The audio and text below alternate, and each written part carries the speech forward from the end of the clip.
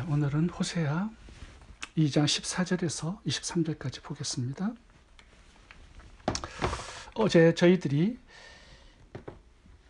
하나님의 백성들이 죄를 고집하고 죄의 길을 걸어갈 때 하나님께서 장애물을 두셔서 그 길을 가지 못하도록 막으시는 이야기를 보게 됩니다.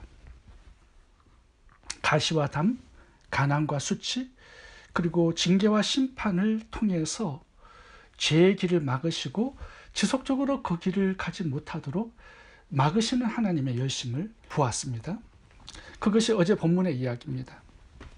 오늘 본문도 보시면 죄인들이 회개하고 돌아올 수 있도록 하나님께서 삶의 현장에 장애물들을 두신 것을 보게 됩니다. 14절 인생의 거친 덜, 15절 아골의 골짜기, 18절 활, 칼, 전쟁. 14절부터 읽어보겠습니다. 그러므로 보라, 내가 그를 타일러 거친 들로 데리고 가서 말로 위로하고 거기서 비로소 그의 포도원을 그에게 주고 아골 골짜기로 소망의 문을 삼아 주리니. 18절 활과 칼을 꺾어 전쟁을 없이 하고 그들로 평안히 눕게 하리라. 이 거친들 아골 골짜기 활과 칼 전쟁, 이런 것들을 허락하시는 이유가 뭘까요? 단 한 가지죠. 죄를 버리고 하나님께 돌아오라는 뜻입니다. 첫사랑을 회복하라, 깨어진 관계를 회복하자, 이 뜻이죠. 우리를 좌절시키고 절망시키기 위해서 거친 광야, 아골 골짜기, 또 전쟁을 허락하시는 게 아닙니다. 하나님을 향한 첫사랑을 회복할 수 있도록 도우시는 거죠. 이런 장애물들을 통해서 깨진 관계를 회복할 수 있도록, 죄를 버리고 하나님께 돌아올 수 있도록, 그래서 이런 환경 속에 하나님의 백성들을 몰아넣게 된다는 것입니다. 이제 이런 장애물들, 역경 고난을 통해서 하나님께도 돌아오는 그런 하나님의 백성들이 많이 있습니다. 죄를 회개하고 돌아올 때 하나님께서 어떤 은혜를 베풀어 주시는지 오늘 본문에서 여러 가지로 설명을 하고 있습니다. 첫 번째는 용서하고 받아주신다는 겁니다. 7절을 보겠습니다. 그가 그 사랑하는 자를 따라갈지라도 미치지 못하며 그들을 찾을지라도 만나지 못할 것이라. 그제야 그가 이르기를 내가 본 남편에게로 돌아가리니 그때의 형편이 지금보다 나았음이라 하리라. 고멜이 호세아 남편을 버리고 또 자녀들을 버리고 애인을 쫓아갔습니다. 그런데 그러한 죄의 삶이 고달팠어요. 고통과 역경과 환난이 많았습니다. 그래서 본 남편에게로 돌아가리라 그렇게 결단을 하고 다시 호세아에게 돌아온 것입니다. 호세아가 받아줍니다. 근데 고멜의 입장에서 보세요. 왜 옛 남편에게로 돌아가기로 결단을 했을까요? 옛 남편이 사랑스럽기 때문에 그런 거 아닙니다. 힘들어서 그런 거예요. 돈이 다 떨어졌어요. 고생하기 싫어서 옛 남편에게 돌아간 것입니다. 사랑하기 때문에 옛 남편을 찾은 게 아니에요. 그런데 고멜이 집으로 돌아오자 호세아가 반깁니다. 용서하고 받아줘요. 그리고 아내로서 다시 사랑합니다. 참 놀라운 사랑이죠. 하나님의 사랑이 이와 같다라는 거죠. 이스라엘 백성들이 우상을 섬기면서 하나님을 배신했어요. 너무 고달파요, 삶이. 역경과 환난이 많아요. 전쟁까지 일어나요. 포로로 끌려가요. 생활이 너무 고달파. 그러니까 하나님께로 돌아갈 결단을 한 것입니다. 우리가 하나님을 섬길 때가 너무 좋았다, 복되었다. 하나님을 예배하는 것이 우리의 행복이다, 깨달은 거죠. 그래서 다시 한번 하나님을 찾고 하나님께 돌아온 것입니다. 그런데 하나님께서 받아주셨다라는 거예요.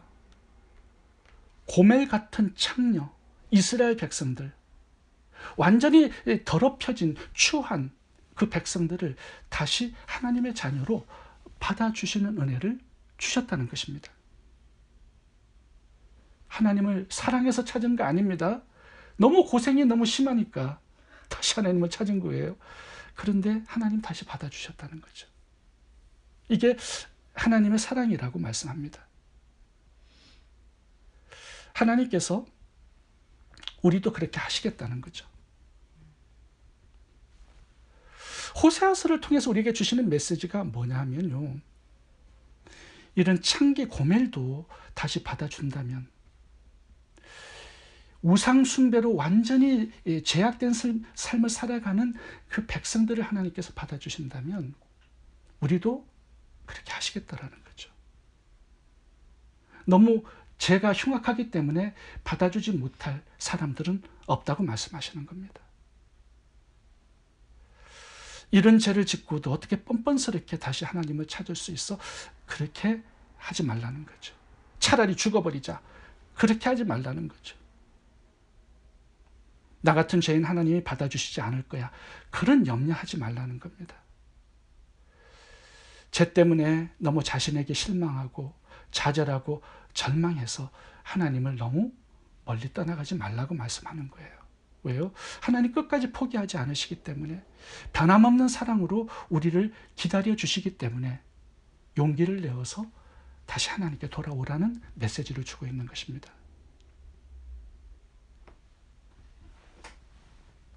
오늘 본문에 하나님이 새 장가를 드시겠다는 표현이 여러 번 나와요.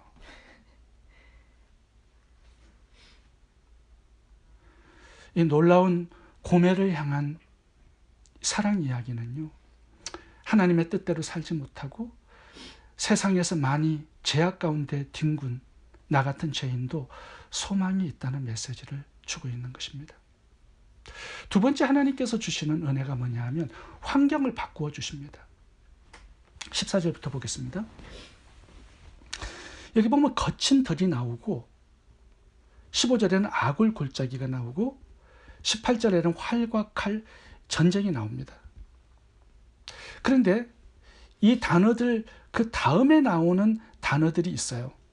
거친 덜 다음에 나오는 단어가 뭐냐 하면 하나님의 타이르심, 하나님의 위로하심이 나와요.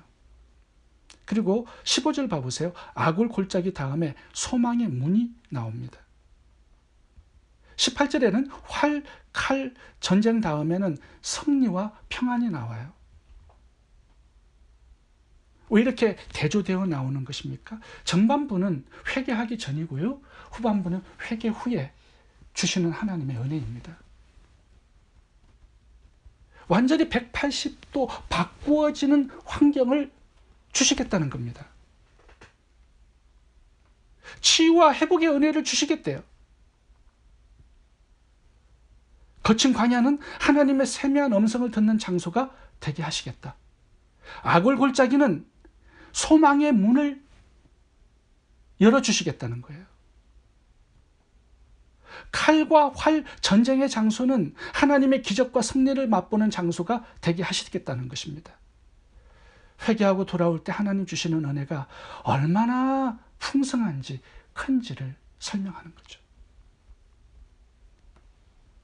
다윗이 간음과 살인죄를 회개했을 때 하나님 용서해 주시고 솔로몬이라는 은혜를 주셨습니다. 요나가 불순종을 회개했을 때 고래 뱃속에서 살아났고요, 니느웨 백성 12만 명을 구원하는 은혜를 주셨습니다. 탕자가 회개하고 돌아왔을 때는 새 신, 새 옷, 새 가락지 잔치를 베풀어 주셨어요.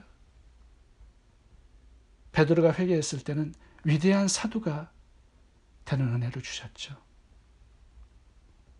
사도 바울도 마찬가지입니다. 가룟 유다도 하나님께서 그렇게 하셨을 거예요. 사울 왕도 회개했다면 그런 은혜를 주셨을 것입니다. 회개하는 자에게 주시는 은혜, 다시 한번 첫사랑을 회복하고 하나님께 돌아오는 자에게 주시는 하나님의 은혜가 얼마나 풍성한지를 우리들에게 알려주고 있습니다. 그렇다면 이스라엘 백성들이 회개해야 할 죄의 목록은 무엇일까요? 하나님께서 무엇을 회개하라고 하시는 것입니까?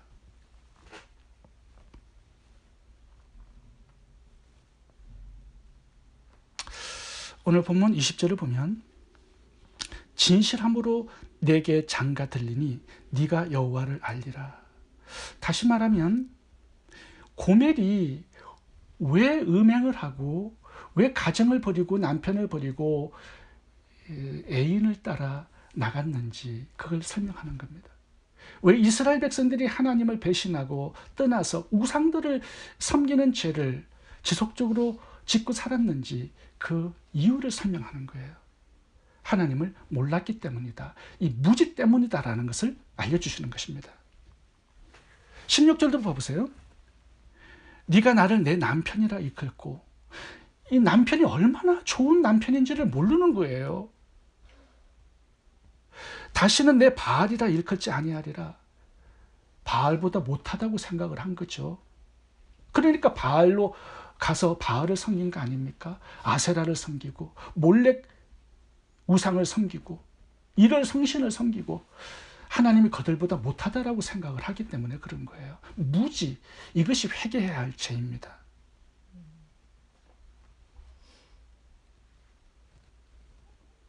(17절) 네가 바알들의 이름을 그의 입에서 제거하여 다시 부르지 못하도록 하겠다라는 거예요.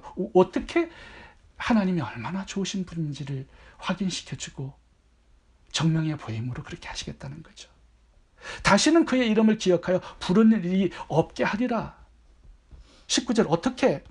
하나님이 너에게 장가들어 영원히 살고 하나님의 공의와 정의와 은총과 긍휼이 여김을 너에게 보여주므로 하나님이 얼마나 좋으신 분임을 알게 해서 그렇게 하시겠다는 거죠. 어제 본문 호세아 2장 5절 읽어보겠습니다. 여기 왜 음행을 하는지 그 이유가 나옵니다. 그들의 어머니는 음행하였고 그들을 임신했던 자는 부끄러운 일을 행하였나니 이는 because 그가 이르기를 나는 나를 사랑하는 자들을 따르리니 그들이 내 떡과 물과 양틀과 삶과 기름과 내 술들을 내게 준다 하였습니다. 하나님보다 더 좋은 것들이 우상에게서 나온다고 생각하기 때문에 우상을 섬기게 되는 거죠. 하나님을 배신하고 떠나는 거죠. 하나님을 모르기 때문에 이런 일들이 일어난다라는 겁니다. 이스라엘 백성들의 가장 오래된 죄가 우상 숭배예요. 솔로몬 때부터 엄청난 우상들을 갖다 섬겼습니다. 이스라엘이 멸망하기까지 엄청난 우상들이 나와요. 심지어는 하나님의 성전 안에다가 남창의 집까지 만듭니다. 이 우상 숭배가 이스라엘을 멸망하게 만든 죄악이었습니다. 호세아서에서 지적하는 이스라엘의 죄도 동일합니다. 우상 숭배예요. 근데 왜 우상을 섬기느냐? 하나님을 모르기 때문에 그렇게 한다는 거예요. 이 우상 숭배는요, 다른 우상들을 섬겨서 우상 숭배가 아니라 하나님을 우상처럼 여기고 섬겼기 때문에 우상 숭배의 죄입니다. 왜 우상을 숭배해요? 내 목적, 내 소원, 내 탐욕을 성취하기 위해서 우상들을 이용하는 거죠. 도구로 사용하는 거예요. 그들을 사랑해서 섬긴 거 아닙니다.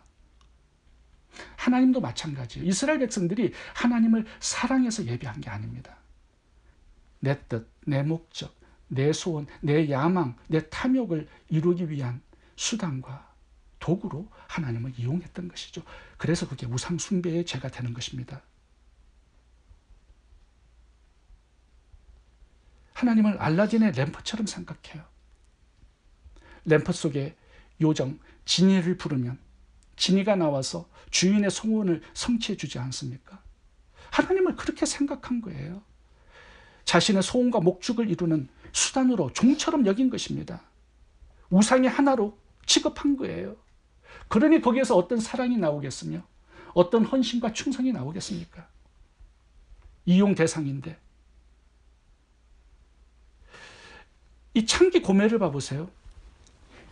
호세아를 사랑해서 결혼한 게 아니에요. 이용 가치가 있기 때문에 자신의 어떤 목적을 이루기 위한 수단으로 호세아를 남편으로 두고 있는 것입니다. 이스라엘 백성들도 하나님을 그렇게 우상으로 두고 섬겼던 것이죠. 요한복음 6장을 보면요, 오병이어 기적 사건 이후에 백성들이 예수님을 임금 삼기 위해서 쫓아다닙니다. 예수님께서 피해요. 예수님이 너무 사랑스럽고 존경스럽기 때문에 왕을 삼으려고 한 게 아닙니다. 떡이 나오니까 떡 때문에 예수님을 붙잡은 거예요. 따라다닌 것입니다. 그 시대상의 12제자들도 마찬가지예요. 예수님 때문에 얻을 수 있는 세상의 성공과 출세, 부귀영화, 이걸 목적으로 예수님을 이용하면서 따라다니는 것이죠. 근데 가룟유다와 11제자의 차이점은 예수님이 누구신지를 11제자는 나중에 알았습니다. 그래서 목숨을 버리면서까지 헌신하고 충성했던 것이죠. 가룟유다는 몰랐기 때문에 예수님을 팔아먹은 것이고요. 호세아의 중심 메시지가 뭐냐 하면 여호와를 힘써 알라는 것입니다. 하나님이 얼마나 좋으신 분인지, 나를 살리기 위해서 목숨까지 버리시는 참 좋으신 하나님이신지 알라는 것입니다. 고멜이 호세아가 얼마나 좋은 남편인지를 몰랐기 때문에 다른 남자들을 쫓아가서 음행을 한 것처럼 이스라엘 백성들이 하나님이 누구신지 몰랐기 때문에 하나님을 배신하고 우상을 섬긴 것처럼 우리가 하나님이 누구신지 모르면 우리들도 하나님을 내 이용 가치로 삼고 우상으로 섬길 수 있다는 것입니다. 성경 구절 읽어보고 마치도록 하겠습니다. 그러므로 우리가 여호와를 알자, 힘써 여호와를 알자. 내 백성이 지식이 없음으로 망하는도다. 에베소 4장 13절. 우리가 다 하나님의 아들을 믿는 것과 아는 일에 하나가 되어 온전한 사람을 이루어 그리스도의 장성한 분량이 충만한 데까지 이르리니. 베드로서 3장 18절. 우리 주 예수 그리스도의 은혜와 그를 아는 지식에서 자라가라. 우리가 예수님을 믿은 다음에 복 받는 게 우선순위가 아닙니다. 하나님을 더 많이 알고 하나님을 아는 지식에서 자라가는 것, 이것이 우리 신앙생활의 핵심이고 중심이고 우선순위가 되어야 합니다. 기도하겠습니다.